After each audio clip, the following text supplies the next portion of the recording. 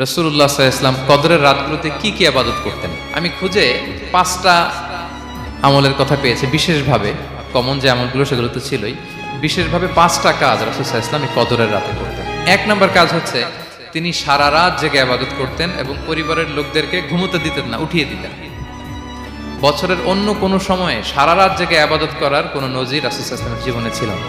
সব রাতে ঘুমাতেন।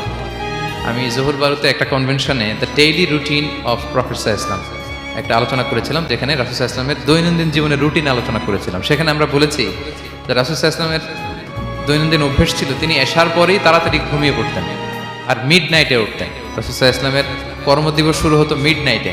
আমাদের তো সকালে আরো অনেক পরে শুরু হয়। রাসূল সাল্লাল্লাহু আলাইহি ওয়াসাল্লামের কর্মদিবস শুরু হতো বেসিক্যালি মিড নাইটে। এশার পরে কথাবার্তা না বলে আগে ঘুমোতে যেতেন, মিড নাইটে উঠতেন, কিন্তু ঘুমাতেন। ঘুম ছাড়া রাত কাটাতেন না। সারা বছরের এটা ছিল যে এশার পর পরে ঘুমোতে যেতেন, except the last 10 days of Ramadan. রমাদানের শেষ 10 রাতে রাসূল সাল্লাল্লাহু আলাইহি ওয়াসাল্লাম ঘুমাতেন না। এই 10 দিনের ব্যাপারেই পাওয়া যায় সারা রাত জেগে ইবাদত। আম্মা জান আয়েশা রাদিয়াল্লাহু তাআলা আনহা বলেন, ইযা দাখালাল আশরু আহিয়াল লাইলা ওয়া আইকাযা আহলা ওয়া জাদ্দা ওয়া শাদ্দাল মিজার। রমাদানের শেষ দশক যখন আসতো রাসূল সাল্লাল্লাহু আলাইহি ওয়াসাল্লাম সারা রাত জেগে ইবাদত করতেন।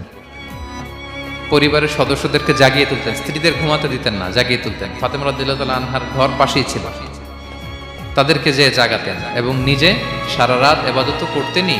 জাদ্দা ওয়া শাদ্দাল মিজার, খুবই বলিষ্ঠভাবে, খুব মজবুতভাবে কোমরে গামছা বেঁধে নামার একটা এক্সপ্রেশন এখানে দেওয়া হয়েছে। মিজার, ইজহার মানে হচ্ছে বাংলা করলে হয় লুঙ্গি। লুঙ্গি আমরা যখন খুব শক্ত কোনো কাজ করতে যাই তখন তারা কি করে, খুব টাইট করে লুঙ্গিটা বাঁধে। তার মানে বোঝানো হচ্ছে রাসূল সাল্লাল্লাহু আলাইহি ওয়াসাল্লাম কোমরে ভালো করে লুঙ্গি বেঁধে বা গামছা বেঁধে আটকাট বেঁধে নামতেন শেষ 10 দিনের জন্য।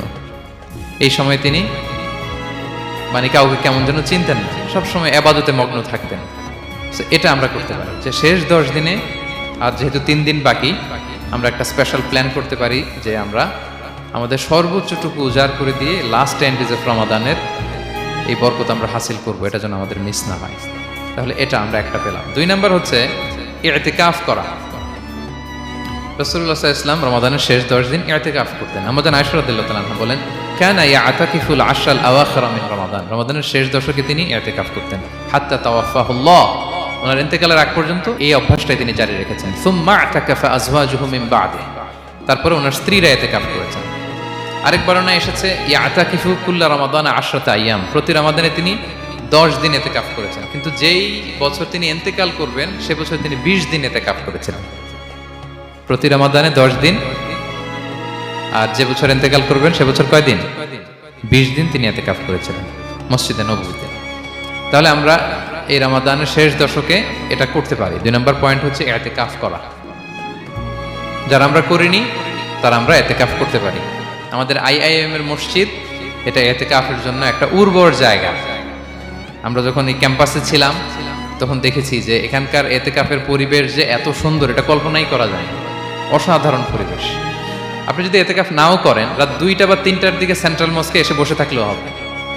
রাত 2টা 3টার দিকে এসে বসে থাকলে দেখবেন যে কেউ সেজদায় পড়ে কান্না করতেছে, কেউ হালাকা করতেছে, কেউ তাসবিহ পড়তেছে, কেউ কোরআন তেলাওয়াত করতেছে। মানে এত সুন্দর পরিবেশ, ওটা দেখলেই আপনার ইবাদত করতে মন চাইবে। তো আমরা যেন ইতিকাফ করার চেষ্টা করি। ইতিকাফ করতে না পারলে শেষ দশকের রাতগুলো যেন মসজিদে কাটানোর চেষ্টা করি, তা না পারলেও বাসায় যেন এই রাতগুলো আমরা মিস না করি। বিশেষ করে সেন্ট্রাল মস্কে তো অসাধারণ পরিবেশ, এটা হাইলি রেকমেন্ডেড। ইফ পসিবল আপনারা আসবেন, এখানে ইবাদতের চমৎকার পরিবেশ থাকে। 3 নাম্বার হচ্ছে রাসূল সাল্লাল্লাহু আলাইহি ওয়াসাল্লাম এবং জিবরাইল আলাইহিস সালাম যৌথভাবে কোরআন রিভিশন করতেন। খুব ইন্টারেস্টিং। সারা বছর যেটা নাজিল হতো রমাদানে জিবরাইল আলাইহিস সালাম রাসূল সাল্লাল্লাহু আলাইহি ওয়াসাল্লামকে শোনাতেন, রাসূল সাল্লাল্লাহু আলাইহি ওয়াসাল্লাম আবার জিবরাইল আলাইহিস সালামকে শোনাতেন। সহিহ বুখারীর বর্ণনা, কানা জিবরিলু ইয়ালকাহু ফি কুল্লি লাইলাতিন মিন রমাদান ফায়ুদারিসুহুল কুরআন। প্রতি রমাদানের প্রতি রাতে এসে রাসূল সাল্লাল্লাহু আলাইহি ওয়াসাল্লামের সাথে কোরআন মুদারাসা করতেন। সহিহ মুসলিমের বর্ণনায়, আন্না জিবরিল কানা ইউআরিদুহু বিল কুরআন কুল্লা আমিন মাররা। প্রতি বছর রমাদানে একবার শোনাতেন বা শুনিয়েছেন। যে বছর তিনি ইন্তেকাল করবেন তিনি 2 বার শুনিয়েছিলেন। আরাদা ইউআরিদু মানে এটা ফ্রম বোথ সাইড। আরবি শব্দটা এমন যে জিবরাইল আলাইহিস সালাম শোনাতেন, এরপর রাসূল সাল্লাল্লাহু আলাইহি ওয়াসাল্লাম জিবরাইল আলাইহিস সালামকে শোনাতেন। কোরআন রিভিশন করা। তো এই শেষ দশকের রাতগুলোতে আমরা যেন বেশি বেশি কোরআন পড়ি।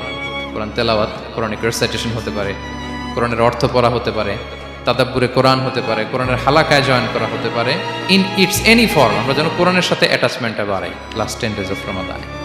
4 নাম্বার, কিয়ামুল লাইল করা।